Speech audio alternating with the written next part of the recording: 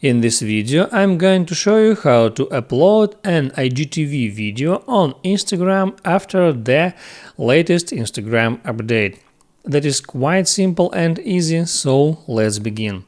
First, open up your Instagram, get in your profile, and then tap on that plus icon, and here in that menu select post. After that, select some video you need to add, and here tapping on that icon you can switch between ratios and you can select desired ratio. I'll select that one, and after that just tap next. Here you can apply some filter if you want. Tap next, and here you may write some captcha, and here you may write some caption, tag people, add location, add to series, and so on, and then tap on share.